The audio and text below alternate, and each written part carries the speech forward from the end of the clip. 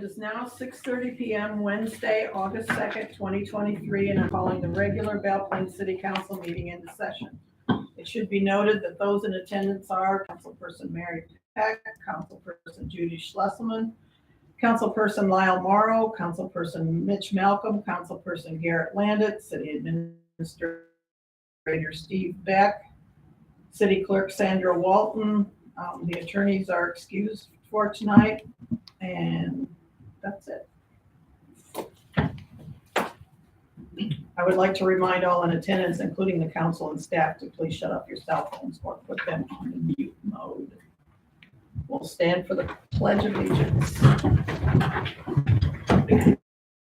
Allegiance to the flag of the United States of America and to the republic for which it stands, one nation, under God, indivisible, with liberty and justice for all. Indivisible, with liberty and justice.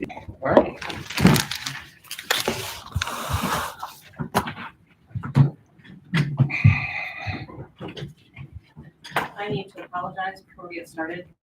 I got contents in here for some of the airport paperwork, but I didn't get it on the agenda, so we can't address it tonight. It's at the end of the packet, and I didn't notice it until I saw this that. afternoon. So, I guess we'll just, We'll do it next time, unless they tell me they absolutely have to have it before then, and then we'll call meeting. work something out. Sorry. Agenda item number 4, approval of consent agenda, council minutes of July 19th, 2023, receiving and filing of minutes from the June 25th, 2023 meeting of the Belle Plaine Community Library Board of Trustees meeting and bills received. Any comments or discussion on that item?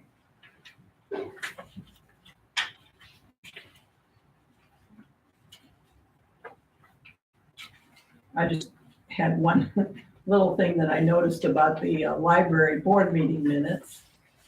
I noticed that Morgan had the majority of the motions, but she wasn't on the attendance list, so maybe that needs to be, since she was 3 out of 4 for motion, maybe that needs to be corrected. I'll bring it up with Christine. Okay. That's the only thing I had. Anybody else? If not, I need a motion. I move to approve the council minutes of July 19th, the library board meeting minutes from June 25th, and bills received. Is there a second? I'll second it. It's been moved and seconded.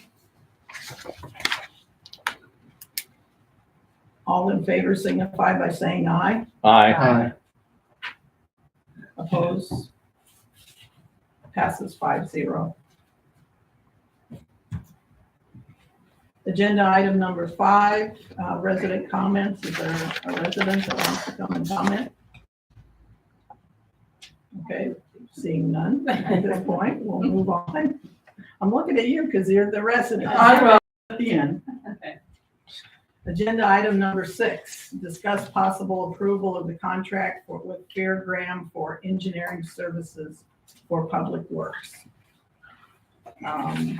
Sandy sent out an addendum to your packet with comments that came from Gage yesterday, so I don't know if everybody's had time to go through that, and if there's any observations or comments on that, on those comments.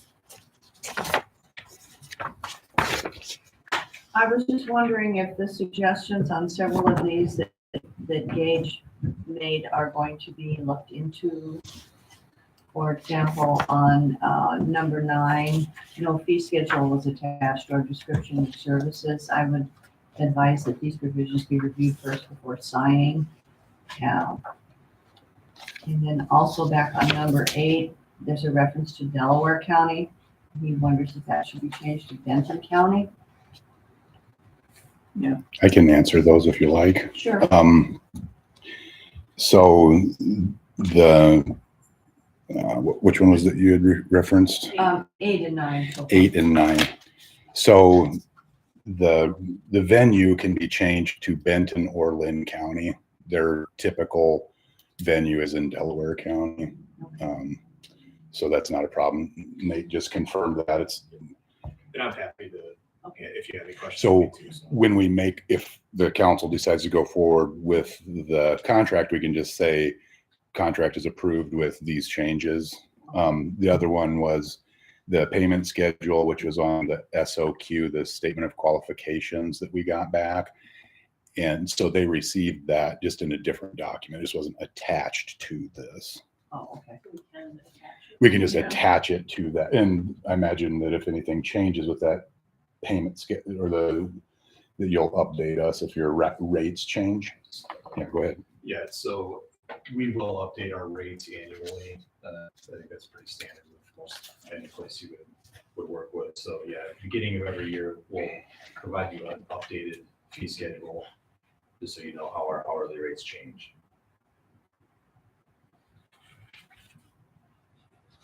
And then also in number 4, about the original documentation under paragraph 12 being the property of the consultant, Gage would like to see that the original documents go to the city if the city is paying for them.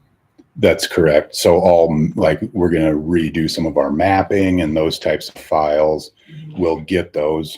Some of that information, those documentations, we're not they're in AutoCAD or whatever. We don't have access to those. So they're going to have to give us something that we can interface with on our end. And that'll be available to us.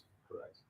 Any mapping, any software that you can have, that you have software that you can actually access the files, certainly that Okay. we provide that sort of thing. This is as much just stating that we're not just handing you everything and we don't retain any of those records, if that makes sense. Sure. We're going to keep all those files in our possession as well. As we're not, yes, you're paying for them. We're providing you everything you paid for that you want, but we're going to retain it also. Okay. Is that cloud-based, your storage system? Ours is not, for security purposes. We keep it in-house. Okay. At least at this time. I know we've been looking at going to a cloud system, but we aren't there yet.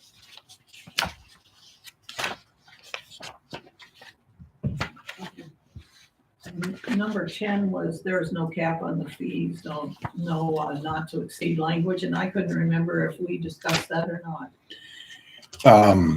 So the 3 projects we're going to so we know that priority 1 is going to be working on the water treatment plant for well 6. However, we've already got 3 active projects ready for them to go with the grants that we have for the 2 generators and the wetland. So each one of those projects will have their own engineering fees kind of wrapped into that bundle. So if a grant, like for the wetland grant, for instance, it has a X amount of dollars allocated in it for engineering fees and exploratory stuff. And then likewise with the generators, that should also have its own engineering fees. And so if I were to put a cap on it right now, we'd probably go through, but those are already things that we're going to be reimbursed for. So then we'd have to have an agreement to then kick it out. So Like I if said, everybody, I couldn't remember if we talked about that or not. that was something that I kicked around. I called Nate about it, and I'll let him talk about it. But if I call him, Jay calls him, Nick calls him, and we're like, hey, we need help dial or something like this, or how do we calibrate this, or what do you think the flow would be from a 3-inch rain coming out of this culvert? We can call him and he can give us an answer over the phone and may or may not charge us depending on the complexity of the question. So go ahead. Yeah, so it's one of those things where I want to be accessible to staff and to you guys so that I'm doing my job for you and you're providing that value.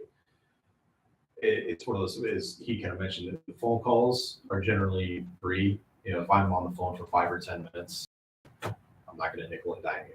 If there's something where we need to run some calculations on a culvert and it takes us an hour or two, those are the types of things I would send a bill for, if that makes sense. But if it's just that, yeah, here's what I would do, let's, move on. That advice, that over the phone advice is not, I not usually get charged for that. Before we send a bill, I have to charge for this. If you have a subdivision going up in town, you want us to take a look at it, make sure that they're engineered, designed it properly, that sort of thing. Those are the things we'll charge for, but he'll know that we are going to send a bill for those types of things. As for the individual projects, for transparency reasons, for funding reasons, we do normally have a separate engineering contract for those things. So for a new water plant, for the wetland projects, we would present a new contract specifically for that with the actual dollar amount for that specific project. Then you can track the exact project cost for that specific project. This is the catch-all. This is all the other stuff that it's the random phone calls and the random things that just pop up you can't anticipate. So this one, this dollar amount, if you do want to put a cap on it, whether it's 10,000, 50,000, it wouldn't necessarily need to be that large. Whether that's annual or over the 3 years, it's the 2023 to 2026 general service agreement. They're in the title, so that's where how long this spans. So whether it's an annual dollar amount or it's a dollar amount and that expires on December 31st of 26, however you guys want to handle that, we'll just make sure that that's on paper here tonight and everybody's satisfied with it, so you can actually approve it tonight. So each large project's gonna have its own scope of work, Correct. so there's no scope creep. Exactly. And then it's gonna have its own punch list and and then we'll have our own fund for that project. It'll be a capital improvement project or whatever kind of project it is. Yep. And then you'll invoice us accordingly so that we can track that and it's easier for Sandy to account for. Yes. As So we opposed have to general projects engineering. running simultaneously with you, you'd actually get 3 separate invoices so that Sandy can keep them separate. If you want it to be different than that, you just have to let us know what you prefer. But every other municipal client that we have, that's how we handle it, is we have a general services agreement, and then we have separate agreements for each individual big project. What does the council think on that one? They need to handle it like they do other municipalities. Each one has its own scope. That way we know where we're at. And frankly, that protects you. I think that's the smartest thing. That is by far the smartest thing you can do. We just don't get in the weeds. We don't get, Well, I nothing don't gets know how muddy. we pick a cap on this, Exactly. but, he pointed that out, so I thought we should at least talk about it.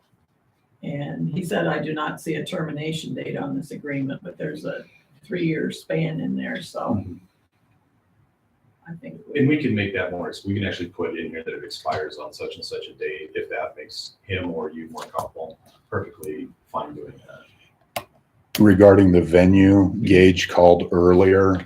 I believe I was on speakerphone with you and he said Benton or Lynn would work. Normally if we have something, it's in Lynn County anyway, because Benton can't work us in. But that's in the event that we have a catastrophic failure with these guys and we have to take them to court or whatever. Like, that's just in case something happens. That's what we had to talk about, the tough conversations too ahead of time. So we have all that lined up. Sure.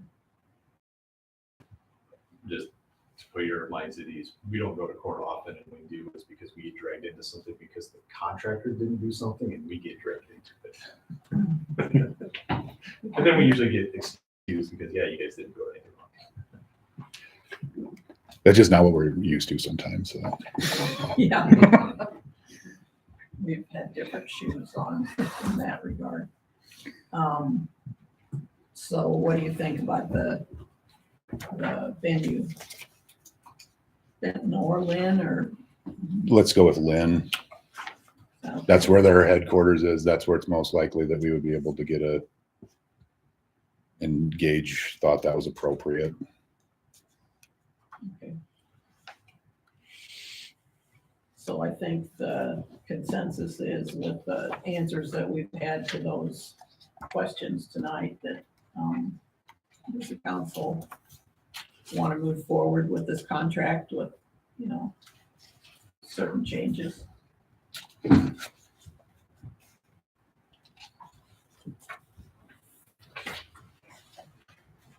Okay, Yeah, I'm I'm reading ready the to last move two forward. things. Yeah. yes, I need a motion then. I'll motion for approval, with the contract with Fury Grant for engineering services for public works with the, changes discussed. Is there a second? second. Any further discussion? All in favor signify by saying aye. Aye. Opposed? Passes 5-0. Let's talk tomorrow when we get started. You're gonna wanna change those signature line items. Sure. Because Dave's not available. Okay, so Mayor Pro Tem. Okay, moving on to agenda. Thank you very item- much. Thank you. Yeah, thank you If you'd for, like me to stick around, I can, otherwise my You wife can- would appreciate if I sneak out early. You can hit the road. Right, thank you you. don't have to sit through the rest of this. Thank you. Some really good stuff though. You're gonna miss. No. You got an hour drive, so I'll call you if anything comes up. Yeah, myself. Who did you bring with you? This is my bodyguard, Evan. Nice to meet you. He's the intern. He wanted to just sit in on the council meeting, just kind of hear how things go, and good learning opportunity for him, so I thought I'd bring him along. Where? Iowa. Oh, right. Okay, now you're cool. You can stay, you're good. Thanks. Yep, see ya. All right, Thank you. Thank you again. Agenda item number 7. Thanks, guys. The appointment of Bethany Greider to the Community Center Board to replace deceased member Bill Villata, term to expire December 31st, 2026. Any discussion on that? Is there a motion? I move to approve the appointment of Bethany Greider to Community Center Board, term to expire December 31st, 26. Need a second. I'll second it. It's been moved and seconded. All in favor signify by saying aye. Aye. Opposed? Passes 5-0. Agenda item number 8, approve the appointment of Larry Formic to the Variance Board of Adjustment to replace deceased member Carol Minor, term to expire January 2026. The mayor would love this question coming from me. What do they all do? The Board of Adjustment, Yeah. they work with any number of things. So if it's not, if someone has a project and they go to Mark Dran to get a building permit and anything is different than what exactly the code says, Mark's job is to say no. And then it depends on what needs to happen next on which steps they take. So like the school is working on a potential project where they needed to have a different offset than what's in the code. So they've met with the variance board Got it. to say, hey, you don't have to be 35 feet off the line. You can be X number of feet off the line. Or I want my roof to be 24 feet instead of 23 feet or whatever the heck. And those I types always of, got them confused as far as with zoning board. it's a and how case those by two case. have to Yeah. sneak. Sometimes they have to work together. Yeah, okay. Sometimes it has to run through that zone, that P and Z channel. But all those folks really have done an excellent job in helping with things get done in Belle Plaine and are very thoughtful when they discuss it and choose it. I've sat in on some of them, not all of them. I think Larry's a great choice. Yeah, he'd be a very good choice. Anything else? If not, I need a motion. I'll move to approve, Larry Formic to the Variance Board of Adjustment. Is there a second? I'll second. Moved and seconded. All in favor signify by saying aye. Aye. Opposed? Passes 5-0. Agenda item number 9, discuss for possible approval resolution 230801, a resolution approving the Iowa Department of Transportation 23 street finance report and authorizing the city clerk to sign the report. Yes, Sandy, you can run us through that. Yeah, it's required that we submit this before the 1st of December.